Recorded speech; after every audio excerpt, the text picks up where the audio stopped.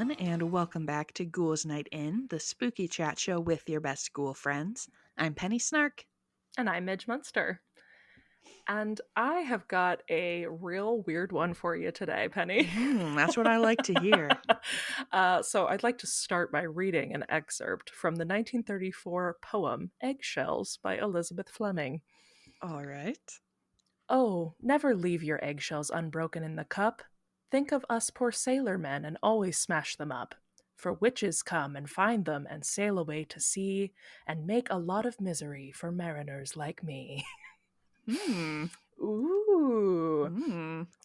So I saw our friend Sue a couple days ago she posted something about eggs, about making something with eggs, and then said something in her caption about crushing the eggshells to save a sailor. And I had never heard of this. And I was like, huh, that's interesting. Sue is also English. She's from across the pond. Also, give her a follow. The Witch at 1 in 70. She does the most beautiful like decor and stuff. Yeah, so very nice. So gorgeous. But so I was like, oh, maybe it's like an English thing. So I kind of went in the comments because she asked if anybody else did that. Yeah. And then I saw someone say that they had heard of this and that they're like, it was something handed down to them as well. But that the context was to crush the eggshells so that witches wouldn't use them as boats. And I said, what? And so here we are. Welcome to Ghouls Night In. All right. Ghouls Night In expose. Do witches use eggshells as boats? Bum bum. So I had to research this. So first through my research, I found that in general, eggs have a storied history with the concept of luck and just also are heavily associated and tied to witchcraft throughout history. For example, ovomancy is a form of divination that involves reading omens from the shape of egg whites dropped into boiling water. This was something that was cited often during the witch trials in Salem as like a reason why people were witches. Boiling eggs. Yeah. Oh, don't worry. We're going to come full circle to that here in a bit. But so a lot of ties here. There's some that don't even have anything to do with witches. Just there's an old English superstition that if you're a woman who wanted to see who your true love was, you could place an egg in front of your fire on a stormy night. And then when the rain picks up and the wind starts getting really bad, at the kind of peak of the storm, a man will come through the door and pick up the egg. And that's the man you're going to marry. What? Like... Is this supposed to be like the spirit of a man, or is it an actual man who comes in and is like, I heard you had eggs in front of your fire? I heard you're cooking an egg. So I got one egg sitting in front of the fire. So I thought I'd come take it so you starve to death. Yeah, I have no concept. They didn't say if it was... I read it as like a real man would come. I thought maybe it was the concept that he would like come save you from the storm. I don't know. But with the egg as a lure. Right. Like putting out your shoes for St. Nicholas to like fill them with treats. Right. So just put an egg by your fire and it's like your milkshake. It'll bring all the boys to the yard. Yes. So that's one. I thought you were going to say that you could like crack the egg at the height of the fire and that it would like have like the yolk would be like the profile of the man or that would something. Be a better superstition. But that wasn't it. Also, I'm not English, so if you have heard this in your lore before, please tell me how that works or if this is even a correct interpretation. Sorry, guys, we're workshopping your superstitions. I'm gonna try it, even though I'm already married. Taylor just comes downstairs and picks up the egg, well, and I'm like, "Hot damn, it works!" You'll know it's right. You'll know it's for sure. You don't want just any old man coming in and taking your egg. I'm like, wouldn't you be afeared? Yeah, that's why I was like, walks into your man house. Just walked into my house during a storm. I'm like, I don't think I'm letting him grab any eggs. That's actually the start of every Friday the 13th movie. but they're like waiting for Jason to grab the egg and he never does. Anyway, there is also another tradition, another version of this story that's more Victorian, that a girl boils an egg and takes the yolk out and then fills the empty space with salt. And then at bedtime, you eat the salted egg, shell and all, and then you'll have a dream about the man that is going to be your betrothed. He will come bring you a pail of water to quench your thirst. From the salty ass From egg. the salty egg. I was like, maybe she's hallucinating because she ate a all those whole ass egg and a shell. Lots of egg superstitions. Now, more spooky ones in Appalachian folklore. A hen's egg that is considered too small to bother with cooking can be tossed on the roof of your house to, quote, appease the witches. All right. So we're seeing the ties there finally between witches and, though, I mean, really what those people are doing with the eggs is divination, right? Yeah. Like the concept of like eating the egg and having a dream is divination. Sounds like you're the witches here. That's you were doing what I'm saying. Ovomancy or whatever. I love how people will be like, oh no, it's just an old wives' tale, but then they're like, burn the witch. So in many parts of England, eggs were not allowed to leave the house after sunset for fear of ill luck. And to have them brought into the house after dark was equally bad. I know what that means, but when you said the eggs are not allowed to leave the house, like they can't walk, like, right? I'm like you're keeping your your teens home. You're just like, don't you go wandering around after dark, you eggs. Don't I'm you like, dare. where did you think they were gonna go? Do the eggs go places during the day? Back to the hen house. So then this is our last superstition of egg, and this is how we get where we're going. In Scotland, fishermen thought it unlucky to have eggs aboard their boats. Okay. And it was said that having an egg on a boat would bring contrary wind patterns and cause the boat to possibly crash. This is my favorite tidbit. Some fishermen wouldn't even say the word egg and referred to them only as roundabouts. But this superstition correlates directly to the idea that witches would use eggshells as boats. So, how did this rumor start?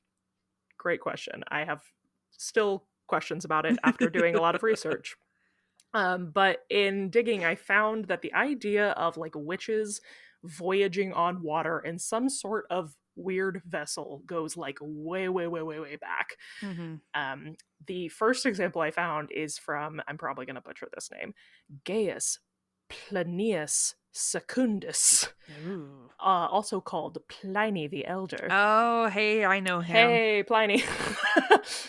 He was a Roman author, naturalist, and natural philosopher, also like a Navy commander, all kinds of things. But he once wrote, "There is no one, too, who does not dread being spellbound by means of evil imprecations, and hence the practice, after eating eggs or snails, of immediately breaking the shells or piercing them with spoons." So apparently that was as a thing. He died in 79 AD, so that this is as far back as you can possibly get, saying that you got to smash any kind of shell to avoid being spellbound by evil. Maybe, see, we were dubious in that fears episode when it was just generally like the fear of evil forces, but there you go. Yeah, people have been fearing evil Pliny forces. Was feared of those evil forces. Yeah, no kidding. So the idea of them being used as boats, from what I could gather, likely goes back to the idea that evil spirits, like any undead form of like witch, vampire, demon kind of thing, could not cross running water. I made this like, oh, haha, like the Wicked Witch of the West in Wizard of Oz is destroyed by water. Because apparently that's a thing that like witches couldn't cross streams or rivers because water is pure, and therefore the purity of the water would nullify their evil, I guess. Sorry. So the fear then is then by giving them some sort of vessel, they would be able to cross the water and get you. So what happens once a witch sets sail? Why would that be such a bad thing? Can't they just take a little cruise? No. The idea is that they would take their eggshell boats. I can't even talk about this seriously. It's so funny to me. They would take their eggshell boats and go out to sea and then wreck ships. Okay. So that apparently, like, if they were on the water, they could conjure up storms. And I read something that said, like, they would dump their cauldrons into the water and put their hair in the water and it would make a storm. So similarly, this is... So remember earlier when you said, so they were boiling eggs? Yes. So in 1583, a woman by the name of Mother Gabley in Norfolk was tried and hanged for witchcraft for boiling eggs in a pail of cool water. That is exactly what the documentation says. Because she had apparently sunk a ship and killed 13 sailors. So, sure. Right, by boiling eggs. So the belief was that she had mimicked the storm in the pail. Like, the eggs were the ship and the sailors, and she had like stirred vigorously and caused the water to boil, and therefore raised a storm on the sea that had sunk this ship and killed 13 men. Okay, see, this was going to be my question, because if that is possible, then why would you need to sail in an eggshell onto the sea if you could just cause the storm from home? Don't you thank you for that transition. All right. Because then in 1658, Sir Thomas Browne wrote about this again, and he had a lot of skepticism and literally was like, A, why would they use eggshells as ships? B, why do they have to steal your eggs? Can't they just get their own eggs? Like, can't they just have a chicken and source their own eggs and get their own shells? Why do they have to steal them from you? Also, like, can't they use a boat? Question mark. Good question, Thomas Browne. I'm with him. But he wasn't completely skeptical. He just didn't... He was like, that's ridiculous. They're not using eggshells as ships. That would be stupid. What they are doing is drawing their names inside the shells where you can't see it and causing a hex. And then when you eat the egg, you're screwed. So you have to crush the eggshell to break the curse of their name pricked into the eggshell. But they wouldn't use them as boats because that's stupid. No, that would be stupid. That would be ridiculous. So a lot of fear around eggshells. Was there any indication? The thing that I am trying to picture right now is I do have a drawing of this, by the way, that we will be using on the Instagram. Ooh. Well, because do the witches become tiny, smaller? That's to what the eggshells, or does the eggshell become big for a big witch? Also, what I was trying to understand. I think that the concept is that the witch would become smaller. Because this folklore also ties very specifically to like Irish folklore and the Fae and fairies using eggshells as ships also. Okay. Which would then imply like a tiny person that fits in an eggshell. Okay. Because at first I was like, oh, well, maybe it's just their spirit that goes in the eggshell. But then you said that they were dumping out cauldrons at sea, and I'm like, well, if it has to be big enough for a cauldron, then... Yeah, I don't know, Penny. Midge, why don't you have answers for me about the witches and the This eggshells? is why when I read this and I saw this other person comment and be like, well, yeah, it's because the witches will use them as ships. I said, now wait just one gosh darn minute. They'll do what? I'm also kind of like envisioning like in the new Hocus Pocus where Mary rides the Roombas, like like they have just like eggshells balancing strapped to like their your feet. toe in like an eggshell and like A little water like water skiing ski. along. uh yeah, that's actually a great segue into where we're going. Apparently during the witch trials there are also records of testimonies where women accused of witchcraft were seen riding in the riding in the eggshells on land What? to like coven meetings.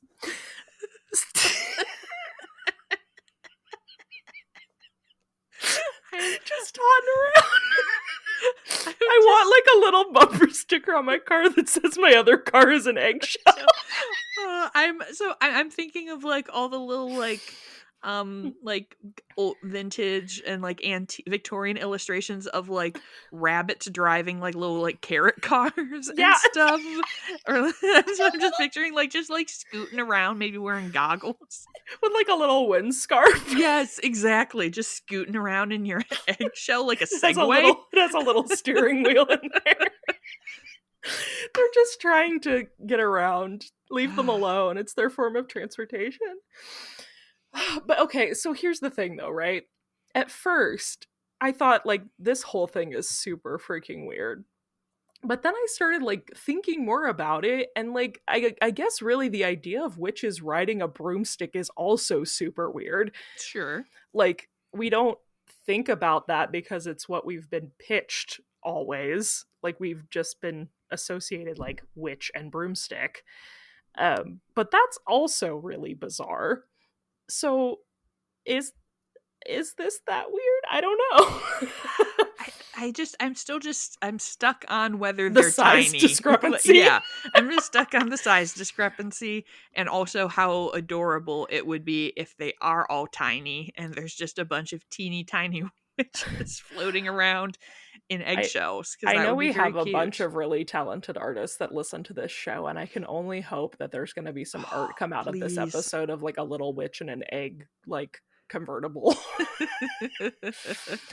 um but I also, I'm about to get weird and deep about this funny topic, but like were also like really heavily used in pagan fertility Mm-hmm. rituals.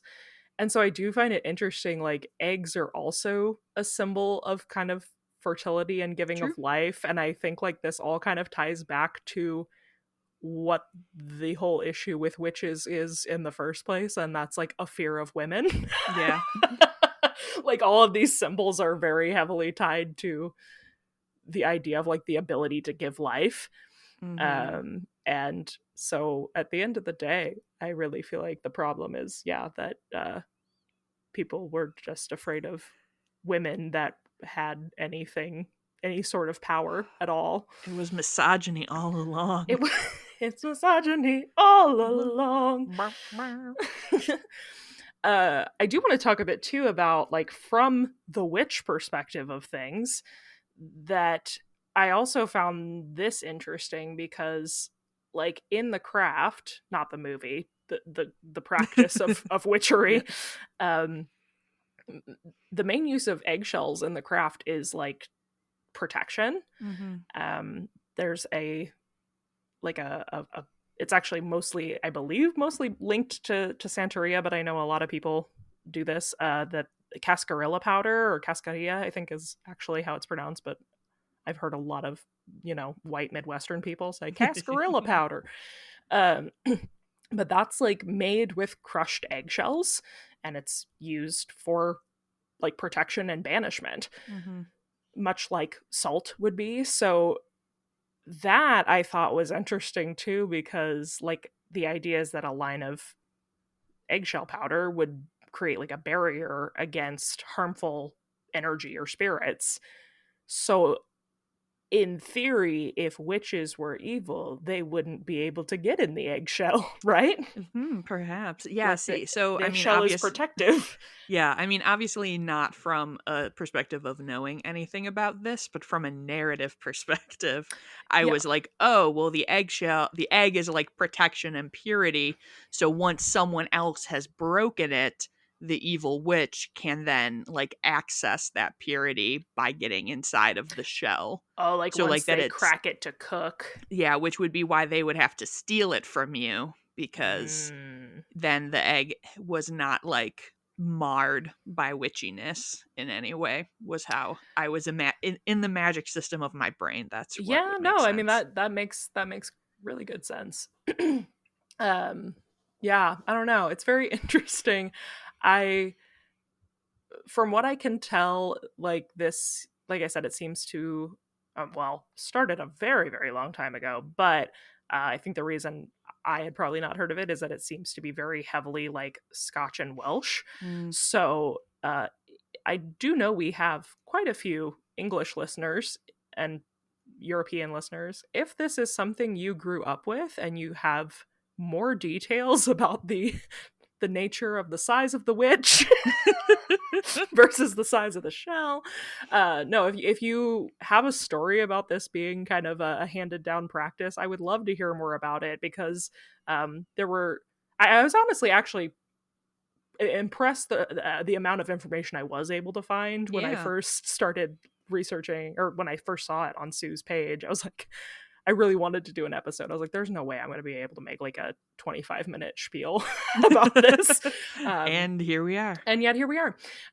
So I'm glad there is quite a bit of information about it, but there certainly wasn't anything definitive that really gave like Mhm. it started on Tuesday, November 17th, Yeah. 1865, you know. So if you have information, or if you're like a folklore genius, please give me more information. I find this concept really fascinating, and I always love learning about like where superstitions or things like that come from. Yeah. And Yeah, I read. don't think there's any the only egg related like superstitions that I can think of is just that like if you have like a double yolk egg, it's lucky. Yeah, yeah. Which Nothing is specifically also, about eggshells. well, that's also like a divination thing, because I've always heard if it's like a two yolk egg that it means like someone in your life is gonna have a baby. Mm. So eggs, they do be telling us things. What's that egg telling us? It's gonna be a new like game show. What's that egg telling us?